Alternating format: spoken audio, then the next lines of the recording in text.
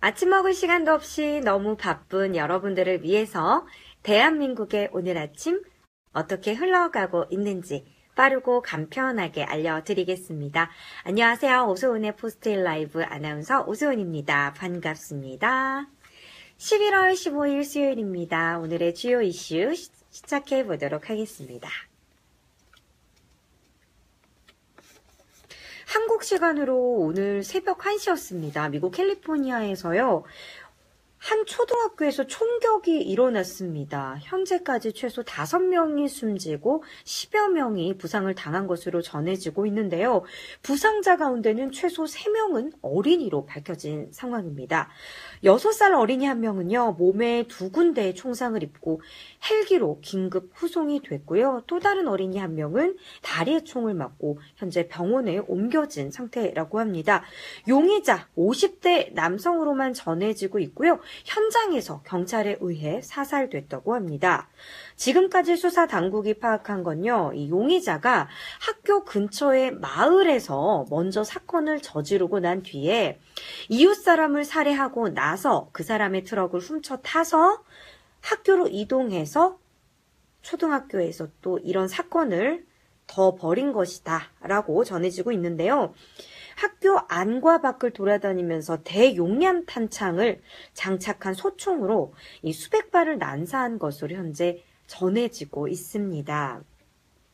경찰이 일단 이 용의자가요, 가정의 불화로 인해서 싸움을 시작한 뒤에 홧김에 난사 사건을 벌였을 가능성이 있는 것으로 현재 내다보고 있습니다. 하지만 이 용의자가 왜 하필 학교에서 이런 총기 난사를 벌였는지, 그리고 살해한 이들과는 어떠한 연관성이 있는지에 대해서는 현재까지 파악이 되고 있지 않은 상황입니다. 미국의 총기 난사가 계속해서 1, 2주 간격으로 계속해서 발생하고 있는 것 같아요. 정말 이번에는 이 초등학교에서까지 총기 난사, 정말 우려가 되는 사안이 아닌가 싶습니다.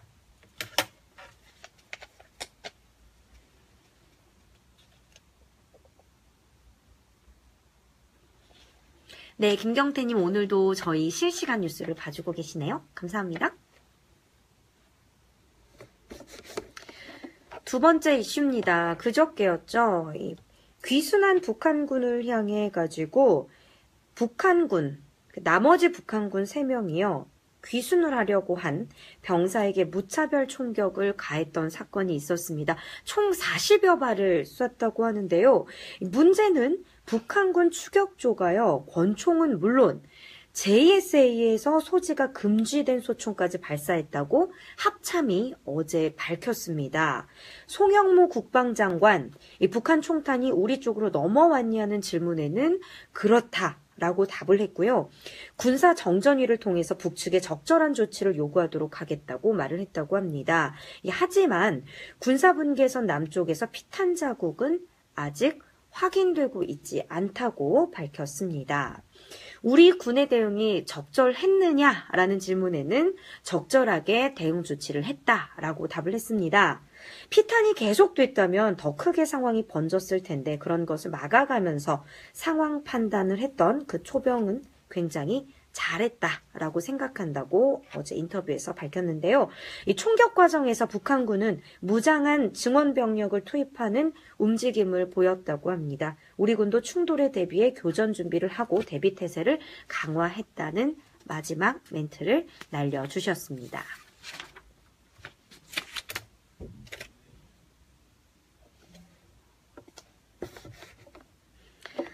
세 번째 주요 이슈입니다. 내년부터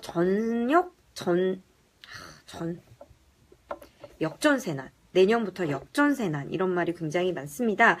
지난 정부가요, 부동산 시장을 부양하던 시기에 분양된 아파트들이 속속 지어지고 있습니다. 최근 들어서는 입주 물량이 한꺼번에 쏟아지고 있습니다. 역전세난, 공급 과잉에 따른 부작용이 우려되고 있습니다. 역전세난이 뭘까요? 세입자가 이제 나가게 됐습니다. 임대인은 전세금을 돌려줘야 되는데 수중에 가지고 있는 현금이 부족한 겁니다. 그래서 받았던 보증금을 나가려는 세입자에게 주지를 못하는 거예요. 그럼 어떻게 합니까? 그렇죠. 새로운 입주자가 주는 보증금을 받아서 나갈 세입자에게 주게 되는 거잖아요. 그런데 워낙 이 공급량이 많다 보니까, 수요자는 적은데 공급량이 많다 보니까 전셋값이 떨어지는 거예요. 그러니까 전셋값을 줄여서 우리가 임대를 해줘야 되는 거예요. 임대인이. 때문에 새로운 입주자의 보증금만으로도 나가려는 세입자에게 보증금을 갚아주지를 못하는 거예요. 돌려주지를 못하는 이런 역전세난이 등장을 한다고 합니다. 이미 예고가 되어 있는데요. 이 부동산 114가 집계한 올해 전국의 아파트 입주 물량은요. 38만 4천여 가구라고 합니다. 98년 이후 19년 만에 가장 많다고 하는데 서울과 경기, 인천 등의 수도권에 45% 이상, 반 이상이 이런 상황이 몰려 있습니다. 2014년 9월 부동산 시장 활성화 대책 이후에 분양한 아파트들이요. 비슷한 시기에 완공이 됐다는 겁니다. 문제는요. 내년에 더 공급 물량이 많아진다는 겁니다. 전국적으로 내년에 입주가 예정된 아파트는요. 43만 6천여 가구입니다. 올해보다 5만 가구 이상 많습니다. 역시 수도권의 입주 물량이 전체의 절반에 차지하고 있는데요.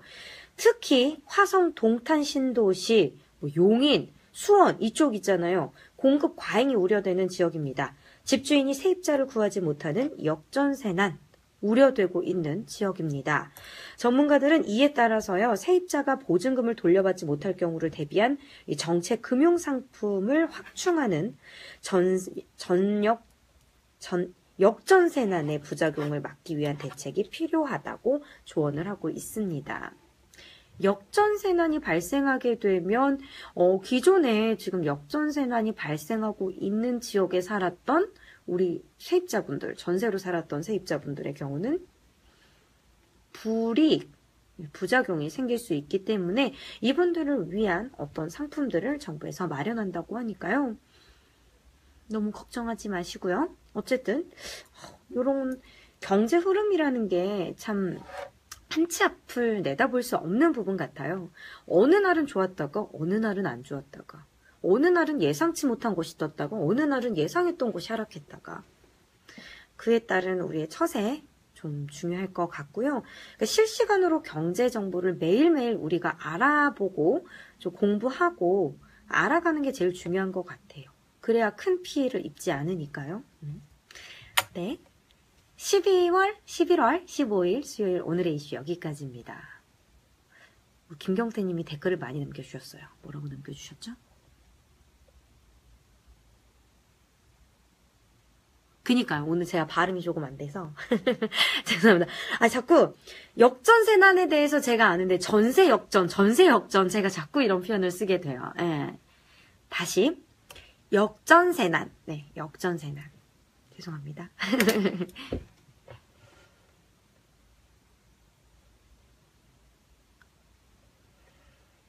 네, 역전세난. 그러니까 전세가 역전된 상황을 말하는 거죠. 내일은 조금 더 이 어려운 용어의 발음 연습을 많이 해서 여러분들을 찾아뵙도록 하겠습니다. 네, 오늘 하루도 잘 보내시고요. 저는 내일 이 시간에 찾아뵙도록 하겠습니다.